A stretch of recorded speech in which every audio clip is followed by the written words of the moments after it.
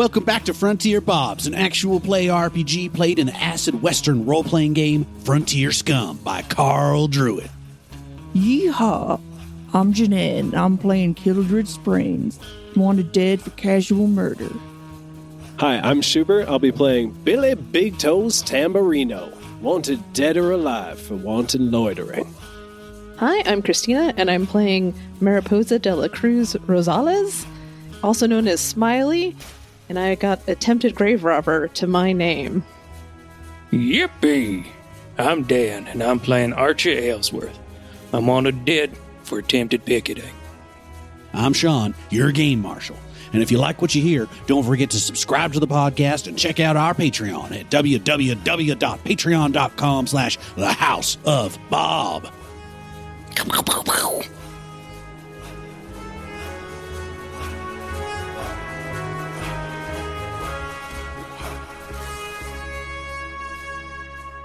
Wahoo! Last time on Frontier Bobs, Mariposa and Archie find themselves in a pickle.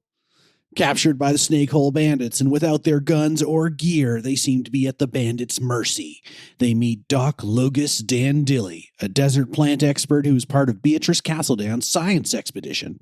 They are interrogated by Black Eye, the bandits' leader, who seems desperate to find water. Archie tried to make a deal, informing her that there was water just a few hours away that he could lead them to.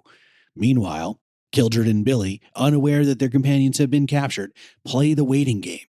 Just as Killdread is about to be ambushed by a bandit with a big knife, pachow! A bullet flies from nowhere, striking the attacker down. Roger McCarty, a mysterious cowpoke who exudes an aura of dangerous competency, offers them an addendum to their job for Marshal Knapp. Retrieve a large box from the Snakehole Bandit camp and bring it to town once the water delivery is done. So here you are. Killdread, you stand above the bandit camp, looking down. You see as Archie is dragged back and away into this pit in the ground. They cover it up with a canvas and go back about their work. Just below you in the ravine, Billy Bigtoes and Beatrice Castledown sit in their cart, waiting for your next very impressive bird call to signal them for what to do. Yeah, he's going to do the bird call to let them know that there is a big pit with Archie in it, and there's a bunch of guys, and that bird call is so intricate that I can't repeat it. It's just too hard. What do you do?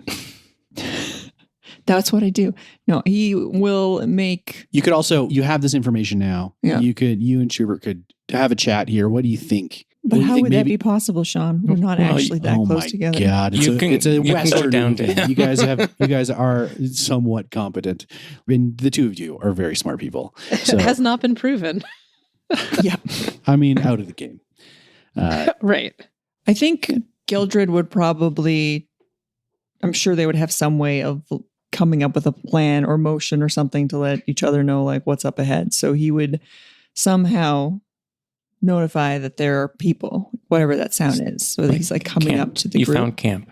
Yeah. So I think it's up to Billy and Beatrice in a way to decide whether or not they want to wait there and get out and sneak up to Killdread, or if they want to proceed forward and then try with a water selling plan. And then Killdread will just either like stalk from above if they keep going forward, or he'll wait for them if they decide to come back up and they'll try to sneak in. Mm-hmm. It's kind of what I think. But Chub, what do you think? Yeah, I think, I don't really want to think too hard about this. I just want to go in and see what happens. Like, I think Billy Bigtoes will just try a sales pitch on them and see if they want to buy some water and what they have in return. And if it all goes awry, then you're up there on the cliffs to protect us. Just so you're aware, they are bandits. Yeah. So They do like stealing things. negotiation might be a stretch. But they're desperate for water, though, right? So Yeah. It's so desperate they might just murder you. we could just threaten to dump out the water. Before there they you shoot you. All right. Sounds like a good plan. So Billy Bigtoes and Beatrice Castledown usher the draft horse dragging this cart forward towards the camp. As you approach, you come around another corner, and several men jump up from their waiting positions. They seem quite surprised and startled that you've come around this corner. They don't even seem to have their weapons on. They like rush over to the wall to pick up their rifles, and they're scrambling all over, and sand is being kicked up. And hey, you wait right there. Who are you? Oh, no need for weapons there, boys. This is just William Tamburino, purveyor of fine goods. Here's my business card. I'll let you each take one if you like. I got enough to go around. You hold out a little stack of business cards, and there's 4 guys. 3 of them are holding guns pointed at you, and another one gives you this stink eye, and he slowly creeps forward, and he picks one, looks at it. I can't read. Well, lucky for you, it just says exactly what I already said. So my name and what I do, which is a purveyor of fine goods. So What kind of fine goods? How'd you find this place? well, I got all kinds of fine goods, and I just happened to wander through. Would I be able to meet y'all, your boss, as it were? He kind of like sticks his nose up in the air. He seems pretty suspicious. He's looking around at your cart and your horse. This animal looks familiar. He looks back at your barrels. What's in there? What's in that cart? What's in those barrels? Like I said, I got all kinds of fine wares, but I'd really rather speak to your boss. I'm sure he would like to hear what I have, and wouldn't like word to spread around, if you understand. Oh, yeah, she wants to talk to you, I bet for sure. Black Eye's going to have a field day talking to, salesman. And he steps back, kind of motions to the other 3. Keep eyes on him. Don't let him move from this spot. And he rushes back around the corner. From your vantage point, Killdread, you can see this guy like disappear into a little crevice in the rock and then reappear in the section where you saw Archie. And he rushes over into that little cave that's on the side. And a couple of minutes later, he hustles back, comes through the crevice again, reappears in front of Billy and Beatrice. He says, all right, y'all get down and come on in here. Black Eye wants to talk to you. Sounds great. And yeah, just hustle the horse and carts down in there. It's not going to fit. You got to leave it here. Oh, well. That's going to be tricky because, see, I can't leave my wares. It's kind of one of my defining principles is I never leave my wares behind. You better not worry about that. We're letting you come on in. Well, why don't you get your boss to come on out and meet me out here, and that way I can put on a show, a proper show for y'all, and everybody can see it. You guys want to see, don't you, what I got in store? Yeah, roll me a slick. Yeah, I'm trying to convince these guys that they all want to partake in the show, and if they let... Yeah. I think that makes sense. Right. Close-up magic. Here we go. While I think this is happening, Killdread's going to try to, he can tell it's taking a little while. He's getting a little bit nervous. He's going to have his gun ready. Okay. Are you like aiming down at them or what are you doing? Yeah, he's like laying down on his stomach. Okay. Aiming down. Okay. Well, I rolled a 5, so I'm going to use my ace because otherwise Dan will take it away from me. Yep. Yeah, use I'm coming for it. Use it before he kills them all. Yeah, so 11 total. An 11. Let me see. Let me check. You wait right here. Don't let him move, he says to his boys. And then he runs back into the crevice. And as he walks back into that open area again, Killdread, you can see that several other figures come out of the cave to meet him. One of them, this very tall woman. There seems to be some arguing. And then after a moment, she shakes her head, waves her arm, and follows him out through the crevice. Is there anybody else still in the camp? Does it look like it's empty now? Roll a luck. And I still have heat stroke. So that's actually a 13. A 13. Okay. You don't see anybody left behind in that area. Would it be hard for me to scramble down? You see a couple spots where, with a decent die roll, you could get down pretty safely. Yeah, I'm thinking maybe Killdread's going to see that, like, everybody's coming over. Mm-hmm. He's hoping Billy's got it under, or William has got it under control. He's going to scramble down and try to get Mariposa and Archie out so that they can come in from around. Okay. So I'm going to have you roll as you clamber down the cliffs into this area. What kind of skills do you have that might help with that? Oh, actually, I had a lookout. I could have done that roll with advantage. Anyways, I don't have any. Obviously, as a lookout, one would get pretty good at looking around. Yeah, but you did that already. Now you got to scramble. Oh. Well, let's have a grit, please. Ooh, 18. Ooh, very nice. Okay, so you scramble down, you get yourself down to the base of the cliff, and you begin creeping towards the canvas tarp that you see laying across the pit. As that happens, this tall woman walks out through the crevice and appears in front of Billy Bigtoes and the cart. Who are you? What is this? Oh, you must be Black Eye, was it? That's what your cronies, may I call them, called you? My people call me Black Eye. That's right.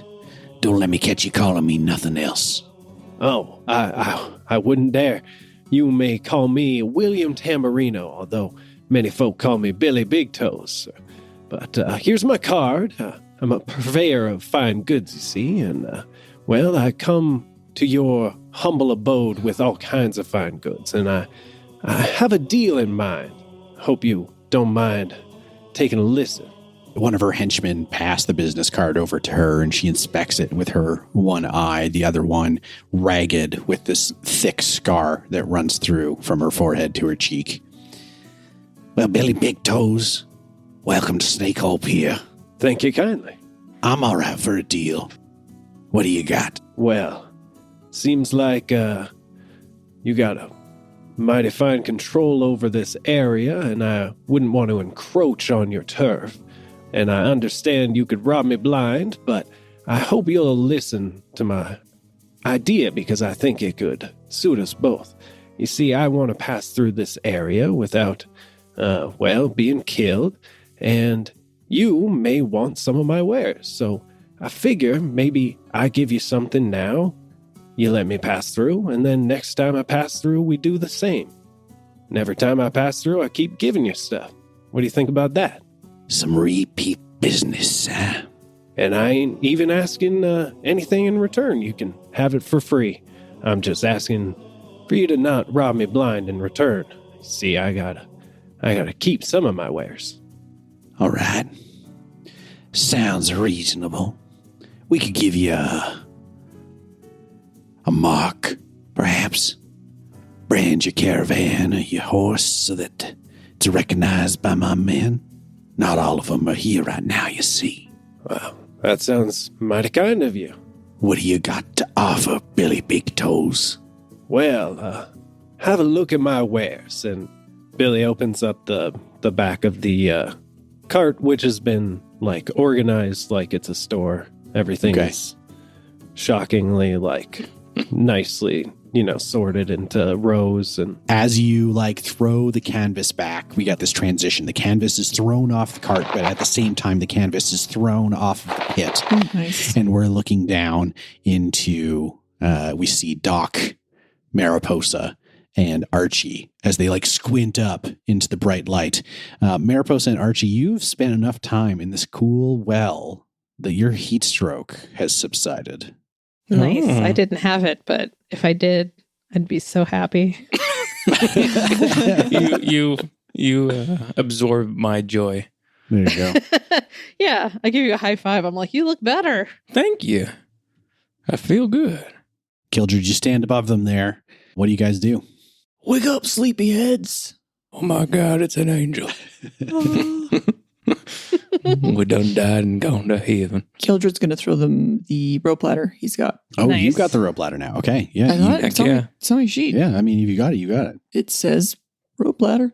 You throw the rope ladder down and you secure it. And yeah, Archie and Mariposa and Doc are able to easily scramble up. As you come up into the area now, you can see you're basically alone here. You are alone. There's the campfire off to the north of you. There's a cave over to the east. And there is to the west that little crevice that everybody seems to be coming in and out of. Well, he's going to explain the situation, throw the tarp back on. Mm-hmm. That's what he does. Huh.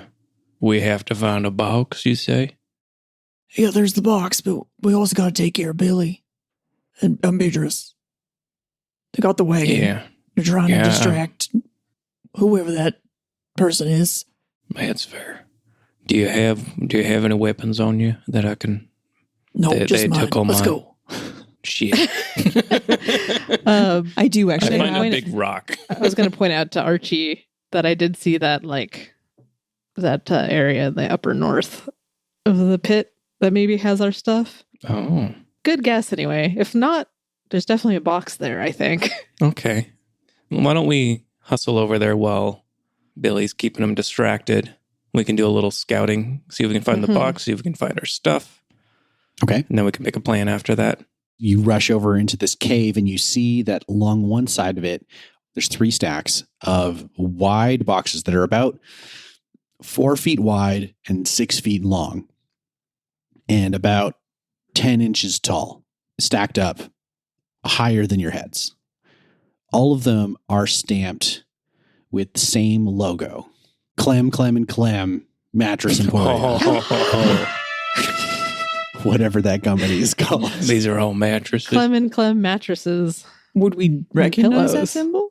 You would recognize the names. Right. I definitely recognize the names because I can read. They're just stacks of boxed mattresses or box springs, all stacked up in rows along the left side of the cave. You can see that a couple of them have been pried open, and there's one mattress like lying kind of folded up against the box that's on the ground. On the right side of the cave is another box that is about 3 feet square and 5 feet tall.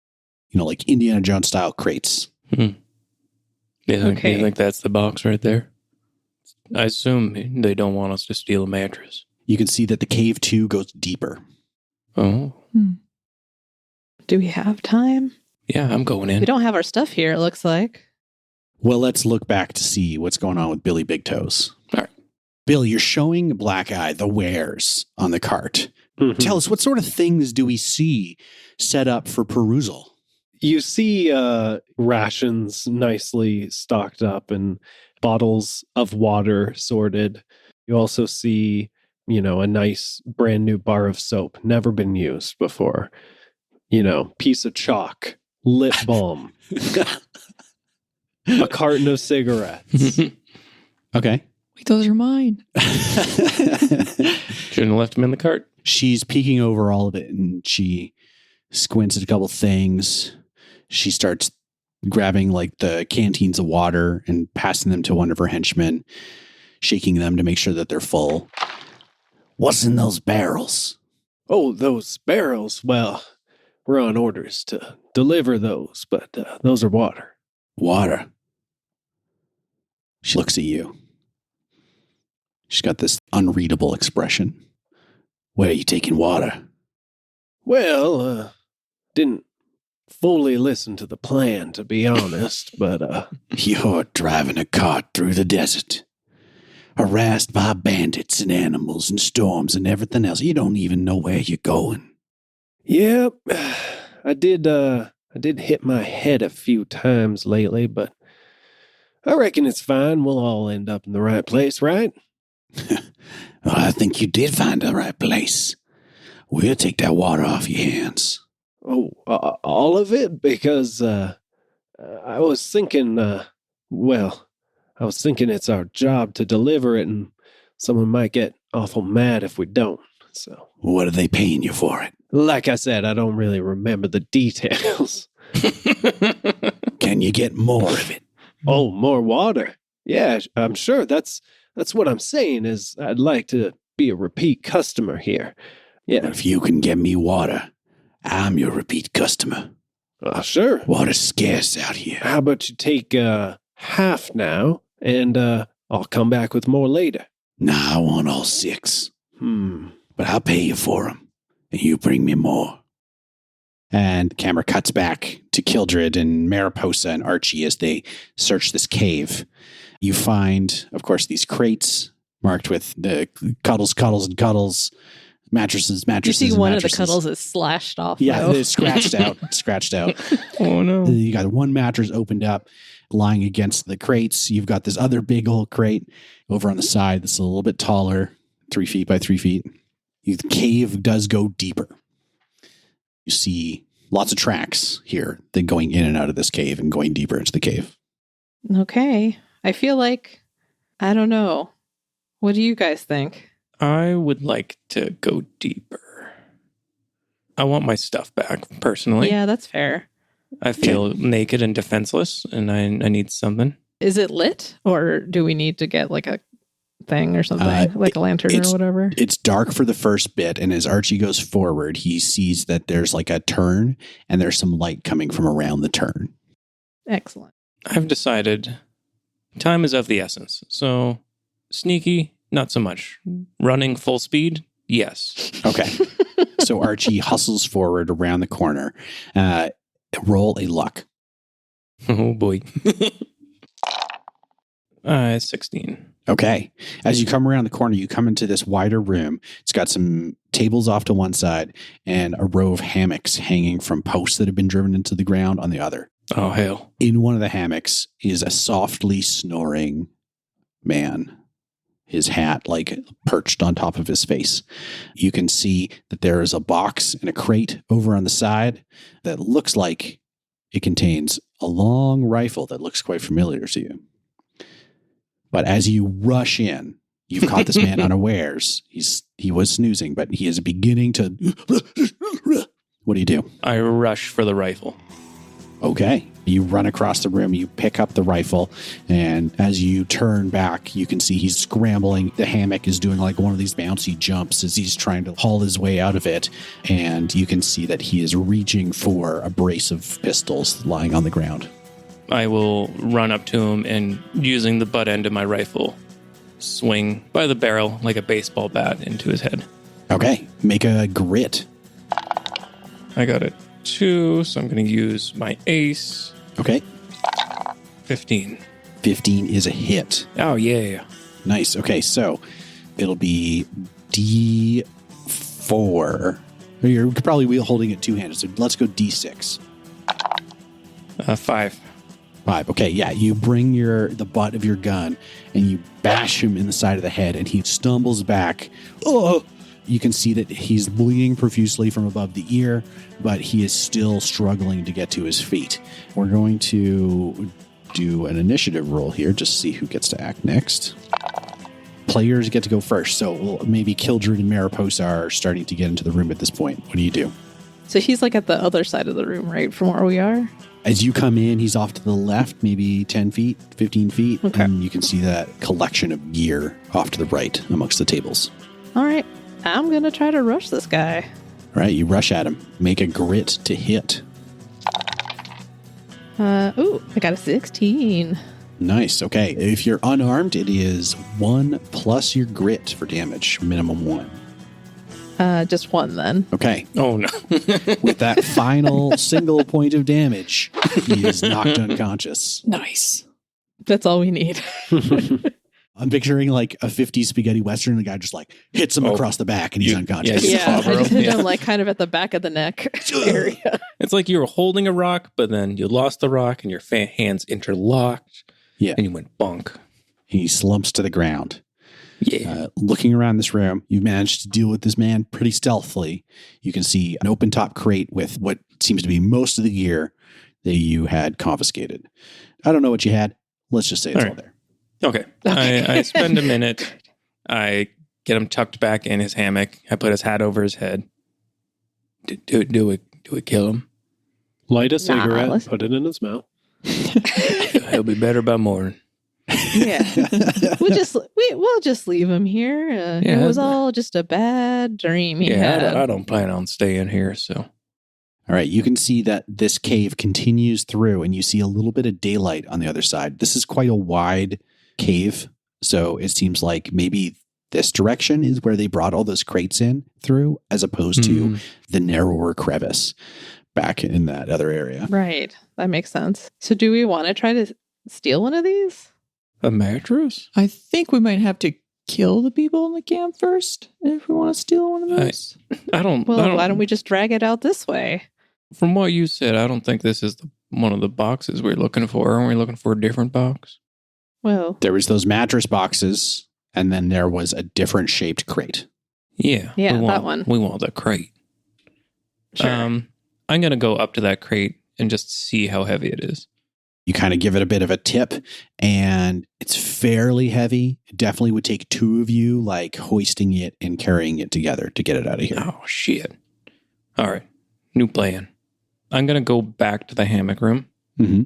and I'm going to pilfer some clothes. Okay. I'm going to get some bandit clothes. Uh-huh. I'm going to dress up in it. Okay. And then... Are their clothes different from ours?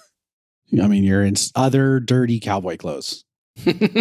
Yeah. Okay, so it doesn't really work as a disguise. No, I don't think so.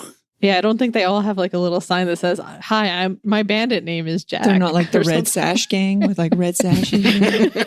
Yeah, are you saying they're not all wearing the same outfit, Shaun? That's like super distinguishable. They all dress like the Foot Clan from Teenage Mutant Ninja Turtles. Yes. Oh, Hell yeah. How did I not notice that? I do some sweet skateboard tricks. Okay, scratch all that. Shaun was saying that that they dragged it in from the other side of the thing, so that means there's an exit this way. Maybe we could take it out that way, store it, or hide it away.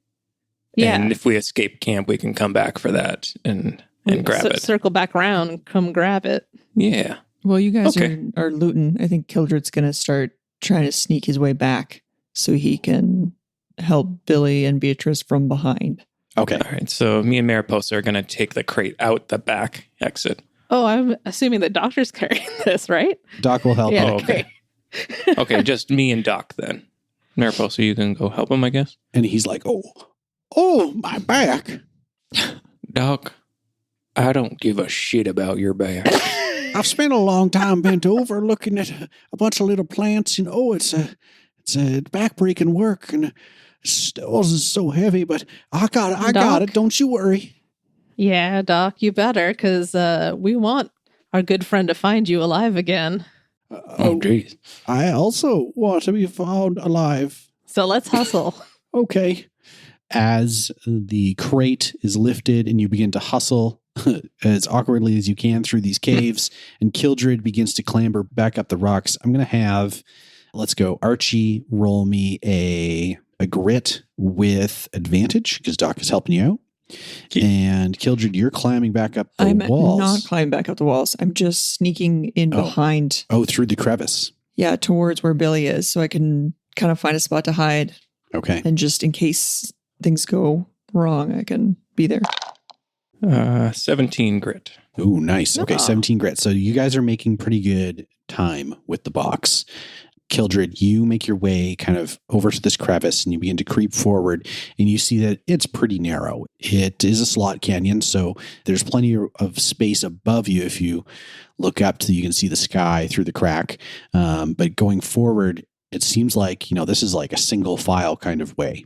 And as you get closer and closer to the other side, you can hear voices talking. You hear Billy giving his sales pitch.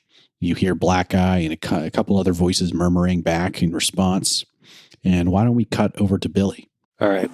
Black Eye has offered to purchase all of your water and maybe make this an ongoing thing. What do is you she think? offering? I've got plenty. I've got Nevershade. I've got some gold. And of course, you've got a letter of marque, free passageway through my land. Well, the thing is, we was gonna sell this water for gold, and then I could get more water and bring it back to y'all and keep doing that. But I suppose if you gave us gold for this water, then that works out just fine as well. Makes you trip a little shorter, doesn't it? I suppose it does. Boys, unload that water. And her henchmen begin to move towards the cart. They begin stepping up onto the cart. Killdread, you can hear this order. And they start rolling the barrels towards the back and start lifting them off. It takes 3 or 4 guys per barrel to like fully lift them off of the cart. But, they start unloading everything. And Black Eye sends another henchman. Yeah, go get that bag. And Killdread, you hear feet tramping towards you. Oh, dang. Is there... Can I hear what they're saying, or I can just hear voices and then just hear the feet now coming in? You heard her say, take that water off the cart. Oh, man. And then you go give me that bag. And footsteps coming towards you. Okay. I will run back out the slot and try to find somewhere to hide and crouch. Okay. You make quick time back into the big open area. You see the campfire over to the left. You see the canvas covering the pit over to the right and the cave ahead of you. Is there boxes or anything I can hide behind? Or is it just an open pit and the fire? It's mostly open out here. There's benches and chopped logs for people to sit on and stuff like that. Okay, I'll run into the cave behind the mattresses. Okay, you hide behind the mattresses. Yep. So in short order, you see one of the bandits. You're kind of peeking around the side of the crate. Roll me a slick. I'm going to use my ace. Okay. So that was a 4. Okay, that was worse. I got a 0. Oh, no. No. Okay. Do you see this guy? He comes into the cave and he heads over to that mattress that was out of the box and leaning up against the crate. And he reaches down to it and you can see he lifts a bit of fabric up, reaches inside, and then pulls out this brown sack. And at this point, maybe you cough or slip or you shuffle a little bit and he looks up and he sees some movement behind the crates. And he kind of steps to the side. I'm going to grab the back of his head and smash it into the mattress box. Oh, make a grit. Oh, that's good. 17. All right, you grab his head and you just slam him into the box. Roll a d4. Ooh, a 4. Okay, roll it again. A 2. Okay, 6 points of damage total, and you bash this guy's forehead into the corner of one of the mattress boxes, and he just falls back, a big dent in his head. He is unconscious or dead, lying on the ground. Yes. I'm going to take his clothes. He's got a really nice houndstooth jacket. I'm going to take the clothes, grab the bag, and come back with the hat that he's wearing over my head. Oh, nice. The brown sack that he was carrying clatters to the ground and clinks as all of these coins begin to spill out of it. Oh, they're just trying to make a sale. I'll scoop up the gold and I'll move forward with my plan, even if I don't think it's going to work. Sorry. I think it's pretty interesting. The plan was put his clothes on and then be him. Pretend to be him. Yeah. Okay. All right. So you pick up this bag of gold. It's pretty heavy, and you begin to make your way out through the crevice. Maybe tie a bandana around your face. Yeah. Put a bandana around my face. Okay. You're bandits. A disguised Killdread. Yeah. Okay. You're taking that bag of gold. You've covered your face with a bandana. Yeah. And you're heading out. Yeah. Okay. You come out through the crevice. Oh, and I have a gun. I have my gun concealed, but pointed forward because my plan is to point it at someone. Oh, no. But hidden in my pocket, like one of those cool. I feel like you could just have it out, right? Oh, Because no. everyone's just got their guns. Do they? Okay.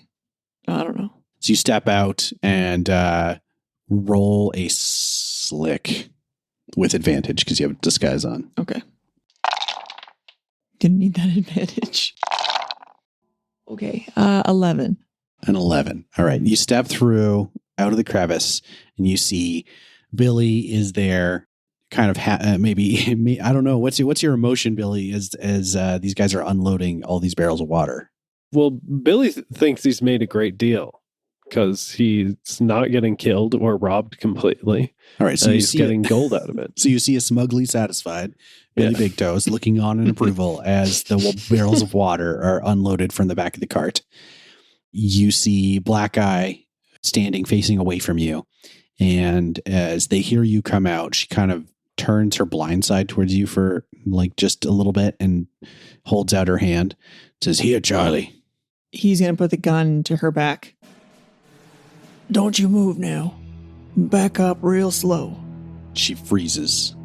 And all of the other bandits around you, there's probably 8 of them, point their guns in your directions. And like, some of them are at Billy Bigtoes and some of them are at you, and they can't decide, and some of them are at Beatrice. Oh no. So it's like everybody's pointing guns at everybody. Beatrice pulls her guns out. It's a standoff. Hell yeah. Charlie, I never thought you'd betray me for water. Oh yeah. I don't think Charlie would. You got the drop on me. Who are you? My name doesn't matter, but your men better put their guns down. They might get a shot off, or you're going to be long dead before they do. Seems you've got me at a disadvantage. Lower your weapons. She holds her hands out and guides them to lower their guns. They're shifty-eyed, and they're looking back and forth from Beatrice to Killdread to Billy to Black Eye. And I want all 3, the 2 PCs and Beatrice, are all going to roll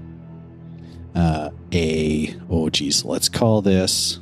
You're trying to, like, intimidate them, right? I have a different angle for Billy. What's Billy's angle? Billy's gonna be like, just so you know, I'm not with Charlie or whatever that guy's name is. I don't know them, and the only way that I would ever be leaving with them is if they were to take me at gunpoint, because I do not know that person.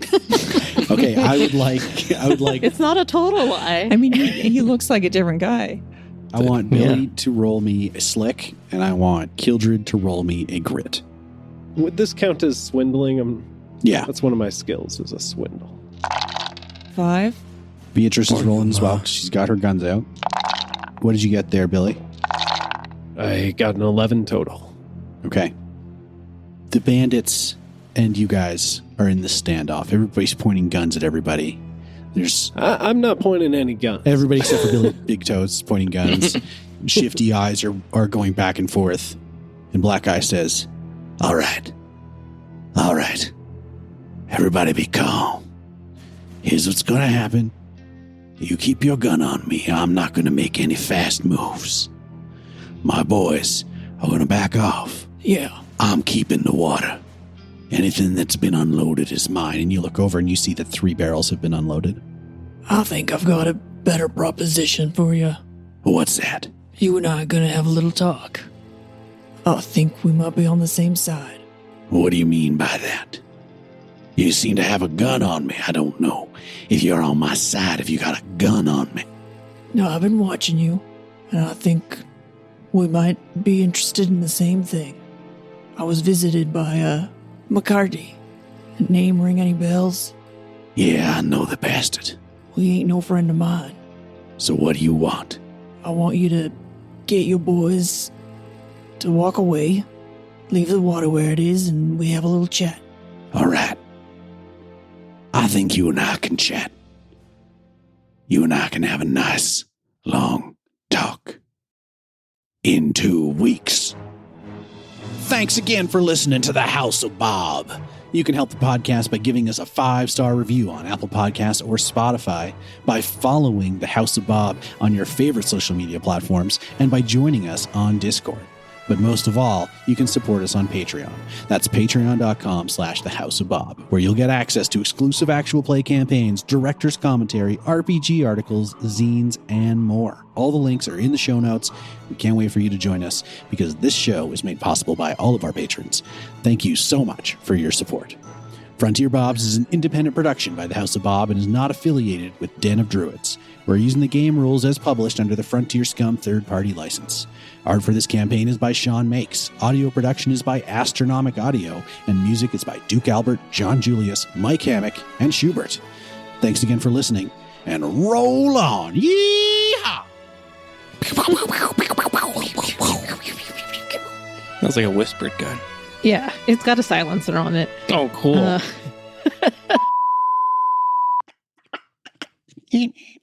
Those are the wheels. Sorry. Oh, yeah. She, Could everybody please mute your phones? I mean, we're trying to do a deal here. yeah, I mean, if you got it, you got it. It says rope ladder. If you have it on your sheet, you got it. Well, that should be taking up a back slot on your character sheet there, shouldn't it? Oh, well.